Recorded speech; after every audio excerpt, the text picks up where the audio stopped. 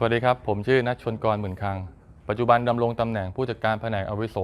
บริษัทเอ็นไกไทยจำกัดก่อนอื่นก็ต้องขอบคุณท่าน MD สุกิยระนะครับแล้วก็พี่ท็อปแมเนเจอร์ทุกท่านนะครับโดยเฉพาะคุณสมเจตนะครับแล้วก็ขอบคุณทาง HRD นะครับที่ได้หาหลักสูตรดีๆแบบนี้นะครับหลักสูตรในครั้งนี้คือ The Super Manager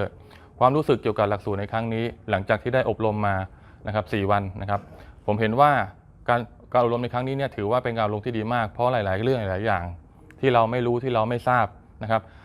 ได้มารู้ในการอบรมในครั้งนี้แล้วก็สามารถนำกลับไปพัฒนาแล้วก็ใช้กับตัวเราเองแล้วก็สามารถนำไปสอนน้องๆที่บริษัทให้มีความรู้ความเข้าใจในสิ่งที่เขาบกพร่องในเรื่องการบริหารจัดการไม่ว่าจะเป็นเรื่องการบริหารจัดการคนการสั่งงานหรือการวางแผนต่างๆนะครับสุดท้ายก็ต้องขอบคุณดร.สุรชัยนะครับที่มาเป็นเทรนเนอร์มาสอนให้พวกเราเดอะซูเปอร์แมเนเจอร์ทั้ง30 คนในครั้งนี้เนี่ยให้รู้แล้วก็มีความสามารถพัฒนาตัวเองพัฒนาบริษัทให้ดียิ่งขึ้นไป